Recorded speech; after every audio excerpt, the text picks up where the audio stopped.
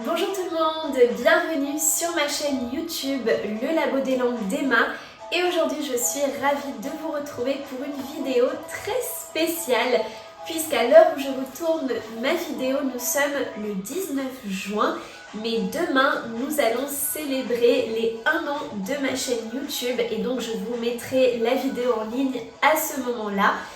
Alors déjà je suis extrêmement désolée si je parle un peu du nez mais je suis enrhumée. Cependant c'était très important pour moi de vous tourner cette vidéo puisque oui j'ai atteint pratiquement les 1 an de ma chaîne YouTube. Avant de commencer la vidéo et de vous expliquer ce que l'on va faire aujourd'hui ensemble, déjà je tenais à vous remercier toutes les personnes qui me suivent depuis un certain temps, voire depuis le début. Ça fait très plaisir, vos commentaires sont toujours très agréables et sachez que j'ai passé une très bonne année à vos côtés et que j'ai l'intention de continuer. Donc vraiment c'est pas du tout dans mes projets d'arrêter ma chaîne YouTube. Tourner une vidéo à chaque fois, c'est peut-être rapide en soi, mais comme vous le savez, si on prend en compte les montages et les recherches sur internet, parce qu'évidemment, il faut aussi trouver des informations, cela prend du temps, certes, et vous aurez bien vu qu'il y a eu des périodes peut-être avec plus de vidéos que d'autres, parce qu'on a aussi chacun de notre côté nos priorités, les examens, les voyages. Donc j'essaye quand même d'être active le plus possible et je suis très fière d'avoir quand même pu tenir toute une année sans vraiment vous abandonner, sans vidéo. Sachez que j'ai l'intention de continuer, que pour moi c'est une expérience très enrichissante où en réalité je ne cesse de découvrir de nouvelles fonctionnalités et d'apprendre de nouvelles choses finalement, de nouveaux contenus en général. Aujourd'hui dans cette vidéo j'avais envie de vous faire quelque chose de très spécial comme vous l'aurez vu, alors c'est une petite surprise mais j'ai décidé de vous donner 10 faits assez personnels sur moi puisque oui, 1 an ça veut dire finalement qu'il est temps quand même pour vous de me connaître un peu plus en profondeur. Alors je ne vais pas rentrer non plus dans ma vie privée très intime mais j'avais envie quand même de vous partager des faits, alors certains que vous connaissez déjà plus ou moins et d'autres que je ne vous ai encore jamais vraiment révélés. Alors pour cela, donc on va partir sur 4 domaines différents et on va commencer par mes goûts en général. Et donc premier fait sur moi, donc ça je sais que vous le savez déjà, mais je suis une personne passionnée des langues, de la culture, des voyages et de l'enseignement. Donc c'est vraiment les 4 points hyper importants pour mieux me connaître. Et donc actuellement, comme vous le savez, donc je suis toujours étudiante, je ne peux pas me considérer comme travailleuse telle qu'elle, mais j'ai été officiellement admise en 2e année de Master FLE et à côté je donne aussi des cours d'anglais, de français pour les personnes non françaises et d'espagnol. D'ailleurs, si ça vous intéresse, vous savez que vous pouvez me contacter, même si je ne suis pas là pour faire de la publicité là-dessus. Simplement, donc voilà, je suis vraiment passionnée des langues et pour moi, l'enseignement, c'est la manière finalement de combiner toutes mes passions, à savoir enseigner une langue, c'est aussi l'occasion pour moi d'enseigner une culture et de voyager puisque plusieurs de mes élèves sont d'origine différente et me permettent donc de découvrir aussi leur pays, leur culture. Deuxième fait sur moi, alors en ce qui concerne la musique en général, donc pour les genres musicaux, sachez que j'ai des genres musicaux qui sont très variés et qui vont vraiment dépendre du moment, de l'année, de mon humeur, on va dire d'un certain nombre de facteurs. Et il y a aussi finalement le côté affectif, sentimental. Donc peut-être qu'aujourd'hui je vais écouter de la pop et le mois prochain du rock, enfin ça peut vraiment énormément changer d'une période à l'autre. Mais de manière générale, j'aime beaucoup le reggaeton, donc là on est plus sur un genre hispanique, latino-américain, la pop, le remember, donc là on est plus sur des musiques années 80-90 qui ont été, on va dire, revisitées, et également l'électro. Mais là encore, ça dépend des périodes. Et en ce qui concerne les groupes ou les chanteurs, donc je suis très fan de Coldplay, que je vais d'ailleurs voir en août, donc je vous dirai ce que j'en ai pensé. Daft Punk également, même si bon c'est vrai que là il n'y a plus trop de concerts. Cigarettes After Sex, alors ça j'aime beaucoup, c'est très chill, très relaxant, donc j'aime beaucoup quand je fais la cuisine. Ed Sheeran que j'ai vu en concert il n'y a pas longtemps et au final que j'ai adoré, surtout l'une de ses dernières chansons, Azizam. Bad Bunny, donc là on est plus Amérique latine. Lady Gaga et puis pour la France, Mylène Farmer aussi. Entre autres chanteurs, bon il y en a aussi beaucoup d'autres que j'écoute. Je n'ai pas vraiment des chanteurs favoris mais c'est pour vous donner une idée.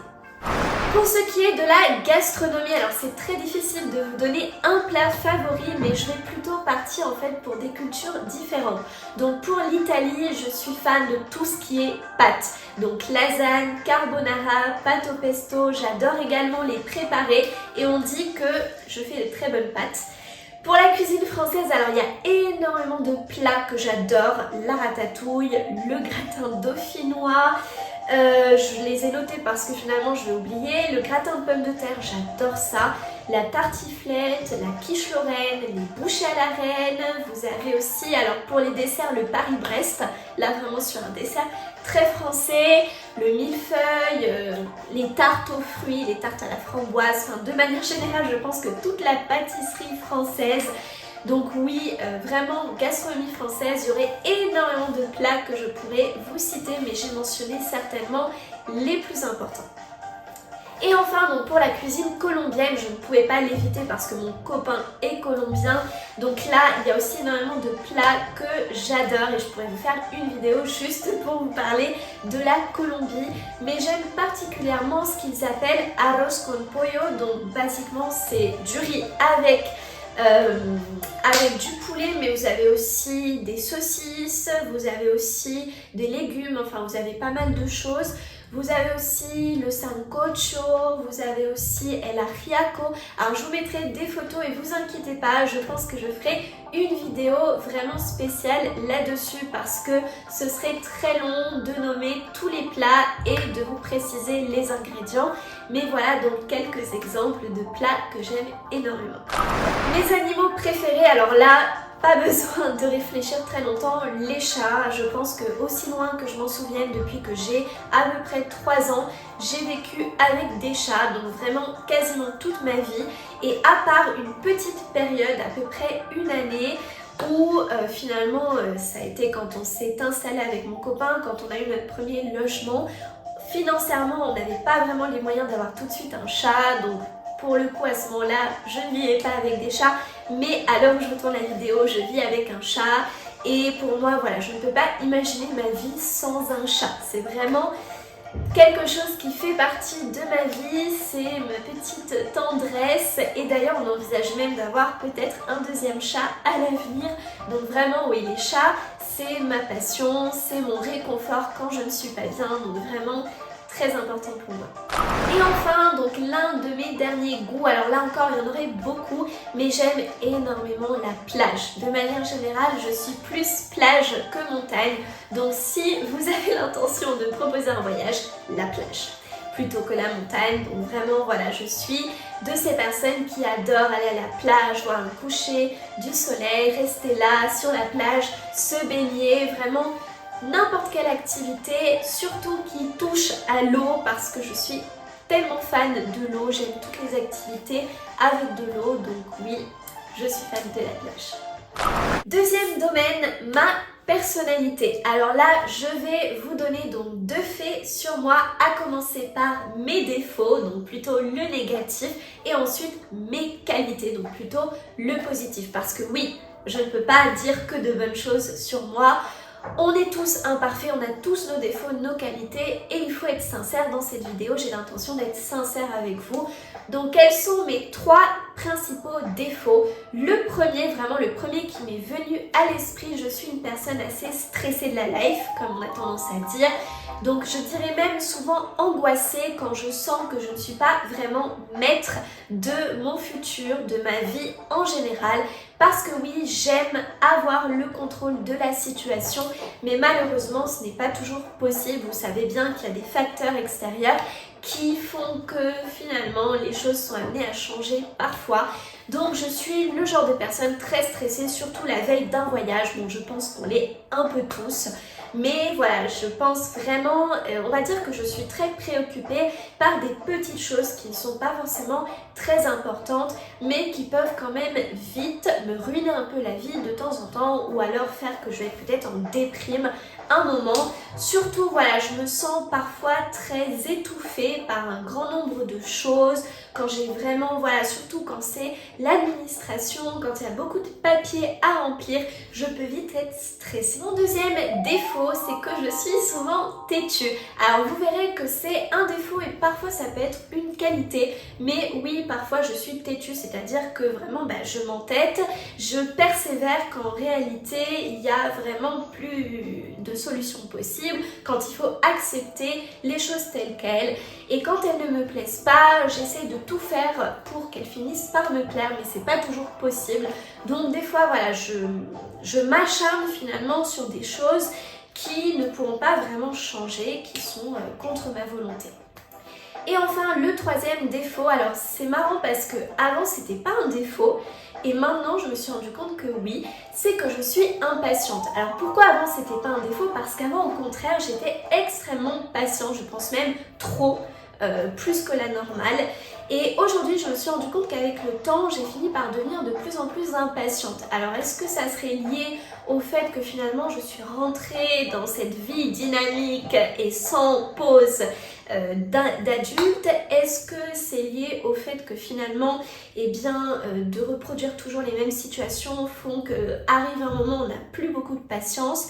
Mais je me suis rendu compte que je ne suis plus vraiment patiente, j'ai du mal à attendre, voilà, si j'ai un rendez-vous, je peux vite m'énerver et perdre patience si je dois faire des papiers. Là encore, l'administration, c'est ce qui me met le plus impatiente. Mais voilà, c'est devenu malheureusement un défaut que j'essaye quand même de gérer au mieux. En ce qui concerne mes qualités, parce qu'il y a quand même des qualités, donc ce que je vous disais, une qualité qui peut parfois tourner au défaut, le fait que je sois persévérante. De manière générale, ça reste quand même plutôt une qualité chez moi parce que oui, quand je veux absolument quelque chose, je vais tout faire pour l'obtenir. Ce qui peut être bien, pas toujours, mais en tout cas, j'essaye de le faire et je me suis rendu compte que quand même, dans un grand nombre de cas, c'est une qualité parce que finalement, quand mon copain par exemple a tendance à abandonner en se disant ça va pas le faire, moi je lui dis non, on va quand même lutter jusqu'au bout et on finit par y parvenir et notre récompense est souvent très bonne pour nous. Donc oui, je suis persévérante et je peux vous dire que c'est le mot qui doit certainement le mieux me définir puisque dans vraiment tous les aspects de ma vie, je vais persévérer, que ce soit pour essayer de faire passer une communication avec quelqu'un, pour essayer d'obtenir un document, pour pouvoir voyager, peu importe, je vais vraiment persévérer. Ma deuxième qualité, c'est que, alors qui rejoint un peu la persévérance, c'est que je suis toujours très motivée, très impliquée dans ce que j'entreprends. En tout cas, quand il s'agit de choses qui me plaisent, je vais me donner à fond. Donc ça rejoint plutôt la persévérance. Également, je suis une personne très organisée, c'est-à-dire que je suis vraiment le genre de personne qui aime avoir son planning. Alors ça, j'aurais dû aussi le dire, mais un défaut, c'est que je suis aussi parfois très tête en l'air. Donc oui, ça me paraît assez paradoxal. Pour certaines choses, je vais être très organisée, mais pour d'autres, je vais oublier, je vais tête en l'air. Donc oui, j'ai vraiment besoin de tout noter sur un post-it, sur mon Google.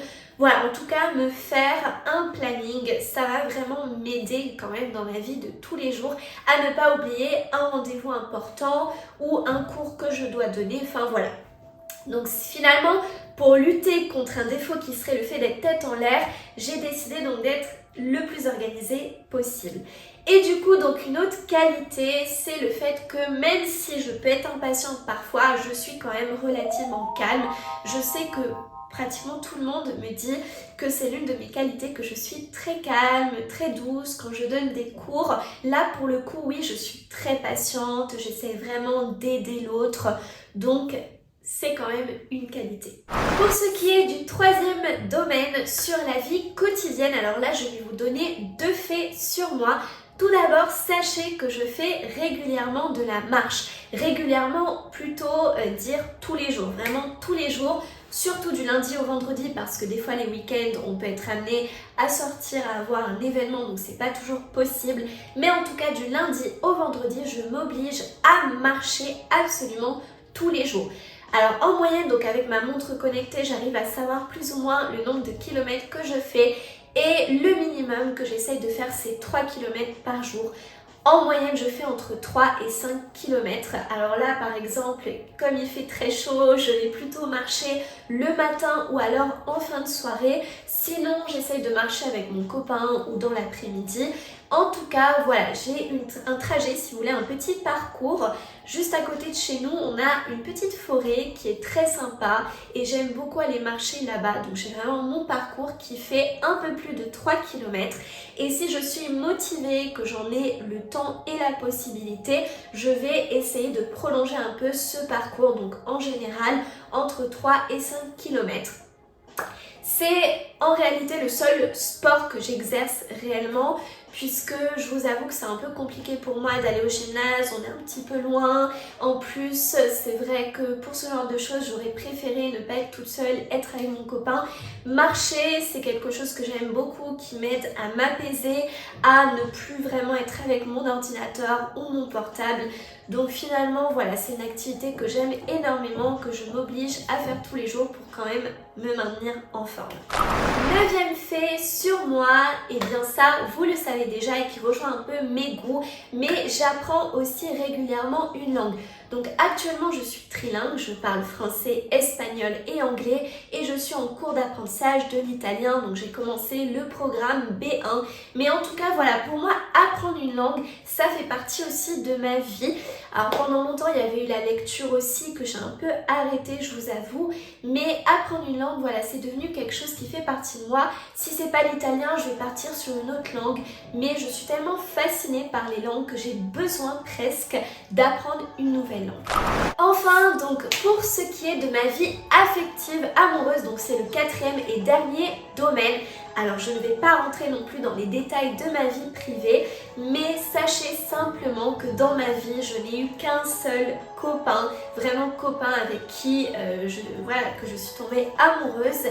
Mais sachez que je vis avec lui depuis maintenant 2 ans et demi, qu'on a acheté un appartement ensemble, qu'on a une voiture, qu'on a un chat, qu'on a beaucoup de projets. Donc pour vous dire simplement qu'on mène une relation stable, sérieuse. Donc oui, j'ai eu qu'un seul copain dans ma vie, mais un copain que j'ai quand même très bien choisi, avec qui je m'entends très bien, avec qui actuellement nous sommes heureux. Donc j'espère, même si évidemment ça on ne le choisit pas, j'espère pouvoir rester le plus longtemps avec lui. Le plus important c'est qu'actuellement tous les deux on est très heureux ensemble et je pense que ça voilà c'est vraiment ce qui est fondamental. Donc voilà pour ce qui est de ma vie affective. Voilà, donc cette vidéo est à présent terminée, j'espère qu'elle vous aura plu. Donc j'essaie d'essayer de trouver un contenu un petit peu différent qui puisse vous plaire. J'espère qu'après ça vous en saurez plus sur moi. Alors oui, il y aura encore beaucoup de choses que je pourrais vous dire, mais ça vous donne déjà quand même une idée de ma personnalité, de qui je suis réellement pour vous. Et au final, 1 an que je suis sur YouTube signifie que vous devez quand même me connaître un peu mieux. Et en tout cas, eh bien écoutez, je vous retrouve pour une prochaine vidéo et petit indice, on va partir justement encore une fois sur la thématique voyage. Ciao ciao!